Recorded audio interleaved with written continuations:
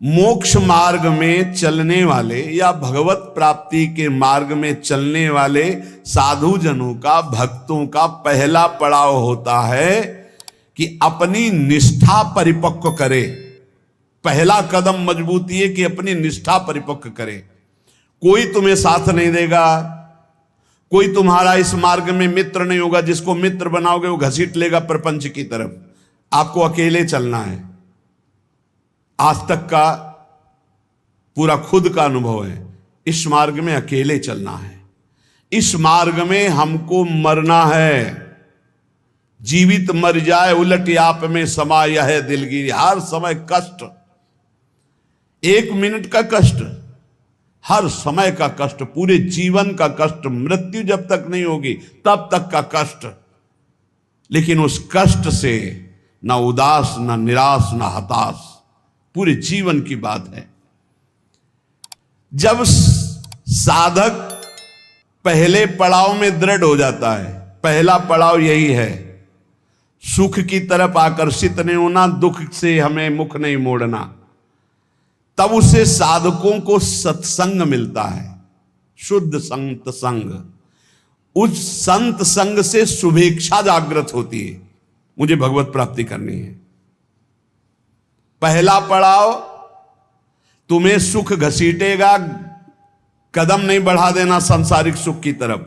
दुख तुम्हें भयावह लगेगा, कदम उसी की तरफ बढ़ाना।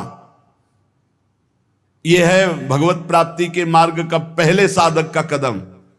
पकड़ो, सुख घसीटेगा, सुविधाएं घसीटेंगी, सुख सुविधा की तरफ कदम नहीं बढ़ाना।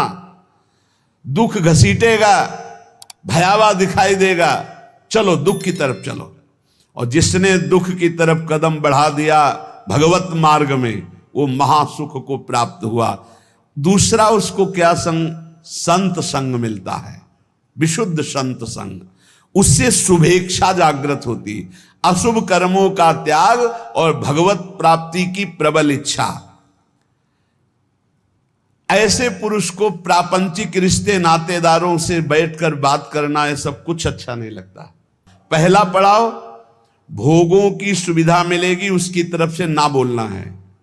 दुख है परमार्थ में, ये दिखाई दे रहा है आपको, लेकिन दुख नहीं, महासुख है। जैसे संसार में सुख है, ये दिखाई दे रहा है, लेकिन ये भगवान कह रहे हैं दुखालय है, इधर सुख नहीं है। परमार्थ में दुख दिखाई दे रहा है, लेकिन इधर महासुख है, इधर कदम बढ़ाओ परमार्थ की तरफ। दूसरा, जे ही कदम बढ़ाओगे तो सच्चे संतों का संग मिल जाएगा, पहचान, शुभेच्छा जागृत हो जाएगी। पापाचरणों का त्याग और भगवत मिलन की, शुभ कर्मों की अंदर प्रबल इच्छा जागृत होगी। तीसरा, उसे बद्ध पुरुषों का संग अच्छा नहीं लगेगा। ये रिश्तेदार, नातेदार, सांसारिक भोगों में फंसे हुए लोग, ये अच्छा नहीं लगेगा। भले वो संसार के बीच में रह रहा है, लेकिन उसको इनसे प्रपंच की बातें करना, संसार के लोगों की रिश्ते नाते की बातें, ये अच्छा नहीं लगता। आंतरिक जब मन का आकर्षण भोगों की तरफ होता है, उस भोगों से मन को जलाते हुए परमार्थ की तरफ चलना है। क्या जाने संसारी पुरुष, इनको तो जब जो इच्छा हुई सो भोग लिया, ये क्या जाने चढ़ाई को, ये तो खिसकते हुए गए नरक की तरफ। और वो जब साधक संभल कर चलता है तब इनको लगता है नहीं नहीं, परमार्थ में इतनी ऊंचाई पर नहीं, भ्रष्ट करने के लिए वो उपदेश देते हैं। तो बद्ध पुरुषों का संग ऐसे साधकों को अच्छा नहीं लगता। उसको अच्छा लगता है भगवत प्रेमी महात्माओं का संग, भगवत मार्ग की चर्चा करने वाले, कैसे हम माया पर विजय प्राप्त करें, कैसे भगवान से अनुराग प्राप्त करें। सजाती संतों का संग अच्छा लगने लगता है, और उसमें संतों के प्रति जो भाव आया, उससे सद्गुणों की वृत्ति बढ़ने लगती है। सद्गुण जो भगवान को प्रसन्न करे, सद्गुण जो भगवान की प्रीति प्रदान करे। प्रपंच से पूरा मन हट जाता है उस साधक का।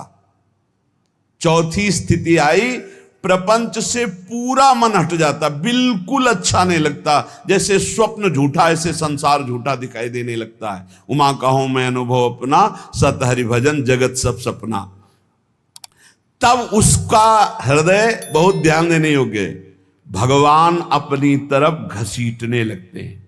इतनी स्थिति के बाद ये संयोग वही